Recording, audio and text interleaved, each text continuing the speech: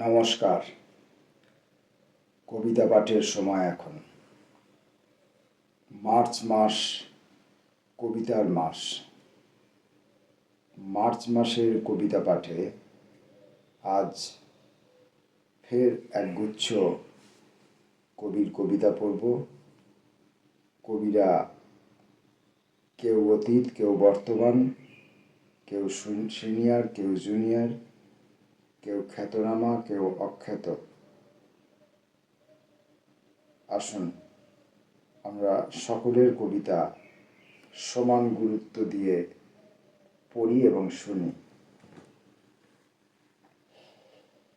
প্রথম কবির নাম অক্ষয় চাঁদ ওরফে স্বপন বিশ্বাস। মানুষ ও পাথর। সারাদিন পাথরের সাথে কথা বলি, ছোটবেলার কথা বলি, নিজস্ব ঘুড়ির কথা বলি। তারপর চুপ করে থাকি পাথরের মতন। চুপ করে থাকে চরাচর, মুখ নিচু করে থাকে বাঁশি। বাঁশির মাথার ওপর এক ফালি চাঁদ দেখে মানুষ ও পাথর কিভাবে মুখোমুখি স্থির হয়ে আছে।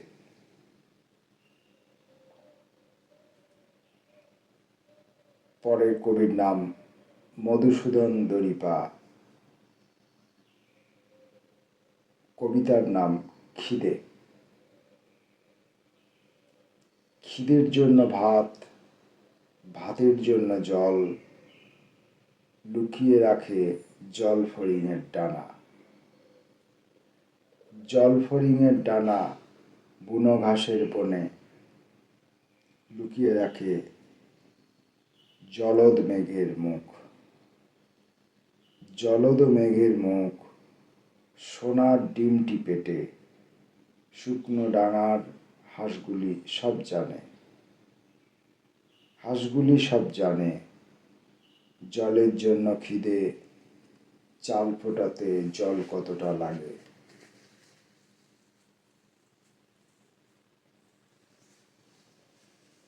এবারের কবিতা হে যাজ্ঞবল্ক। কবির নাম পারমিতা ভৌমিক।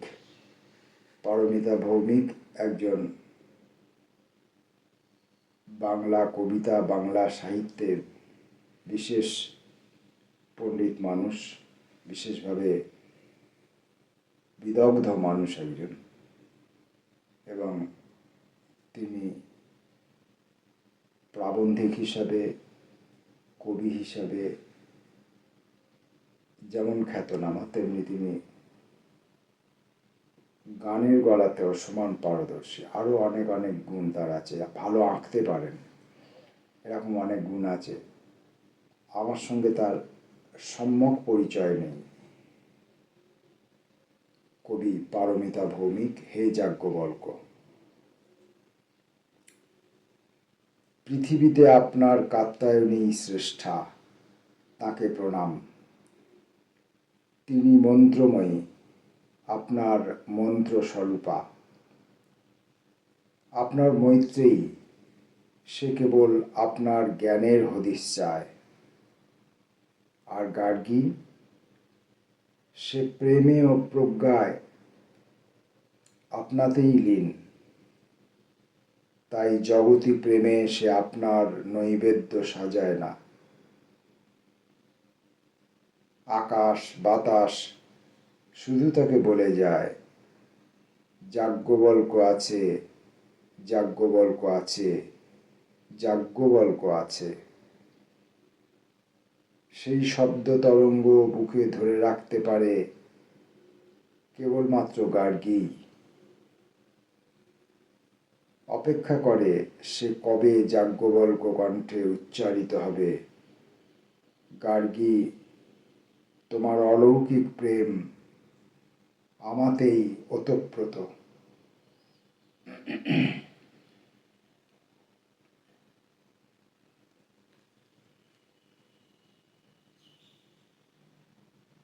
মন্ত্রমুগ্ধকর এক কবি এবং তার কবিতা। কবির নাম শঙ্খ ঘোষ। শূন্যের ভেতরে ঢেউ। বলিনি কখনো, আমি তো ভেবেছি বলা হয়ে গেছে কবে। এভাবে নিথর এসে দাঁড়ানো তোমার সামনে সেই এক বলা। কেননা নীরব এই শরীরের চেয়ে আরো বড় কোনো ভাষা নেই। কেননা শরীর তার দেহহীন উত্থানে জেগে যতদূর মুছে নিতে জানে দীর্ঘ চরাচর, তার চেয়ে আর কোনো দীর্ঘতর যবনিকা নেই। কেননা পড়ন্ত ফুল, চিতাল রূপালি ছাই, ধাবমান শেষ ট্রাম, সকলেই চেয়েছে আশ্রয়। সে কথা বলিনি, তবে কিভাবে তাকালো এতদিন জলের কিনারে নিচু জবা। শূন্যতাই জানো শুধু, শূন্যের ভিতরে এত ঢেউ আছে সে কথা জানো না। পরের কবি প্রমোদ বসু, একসময় লিটল ম্যাগাজিন জগতে বিশেষত এক অত্যন্ত প্রিয় কবি ছিলেন এই প্রমোদ বসু। প্রমোদ বসুর কবিতা কেন ঝগড়া করো। যদি প্রশ্ন করো কারা ঝগড়া করে, দিন রাত্রি জুড়ে কারা ঝগড়া করে, তবে সঙ্গে এসো, দেখি দরজা খুলে কটি ন্যাংটো ছেলে যাতে বিভেদ তুলে শুধু ঝগড়া করে। কেন বিভেদ তোলে, কেন ঝগড়া করে গায়ে বর্ম এঁটে, ওরা রাত্রি জুড়ে কেন ঝগড়া করে। কেন বিভেদ তোলে হাতে অস্ত্র ধরে, কেন ঝগড়া করে। ওরা শুনবে নাকি শুধু মিথ্যে ফাঁকি যাতে আসছেটা কি। কেন ঝগড়া করে, যদি প্রশ্ন করো কেন ঝগড়া করে, তবে সঙ্গে এসো বলি হচ্ছেটা কি। থামো, একটু থামো, পায়ে অল্প নামো, শোনো একটি কথা, খোলো বর্ম খোলো, বলো সহজ করে ভালোবাসার কথা। চোখে দৃষ্টি রাখো, বুকে পরশ করো, বুকে পরশ করো। শোনো তোমরা শোনো, প্রাণ নষ্ট করো, কেন নষ্ট করো। হাতে হাতটি দাও, বলো ভাতৃপ্রতিম যত দুষ্টু ছেলে, শোনো লক্ষ্মী ছেলে কেন অস্ত্র ধরো, কেন হত্যা করো, শুধু নষ্ট করো, প্রাণ নষ্ট করো। শোনো, যদি শোনো সত্যি শোনো, ভালোবাসতে শেখো, দিন রাত্রি জুড়ে কেন ঝগড়া করো, কেন পরস্পরে এত ল্যাংটো হলে, কেন ঈর্ষা করে শুধু গোষ্ঠী করো। এসো ল্যাংটো ছেলে, এসো পোশাক পরি।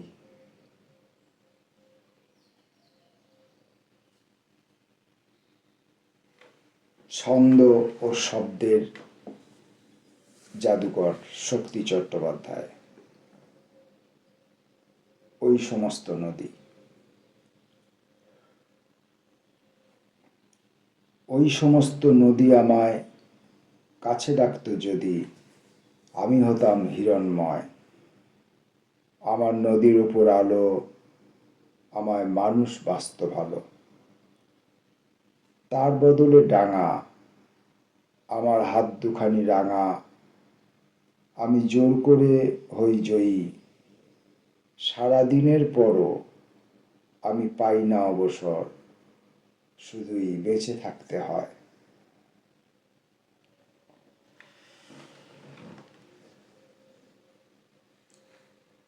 কবি রতনতনু ঘাটি। বাংলা অনার্সের ক্লাসে বাংলা অনার্সের ক্লাসে রতনতনু ঘাঁটি। বাংলা অনার্সের ক্লাস আপনি পড়ালেন এসে শ্রীকৃষ্ণ রাধিকা। ঘণ্টা পড়তে সকলেই চলে গেছে, একা আমি শেষ বেঞ্চের ক্লাসে।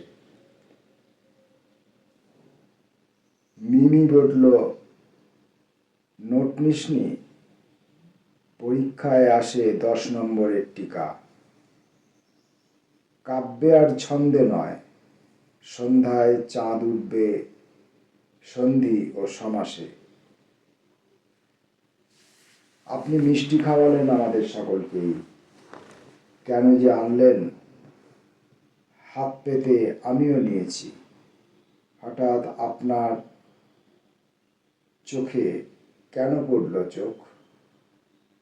লিপি বলল, দারুণ পড়ান। অনুলেখা বলল, কত উপমা টানলেন।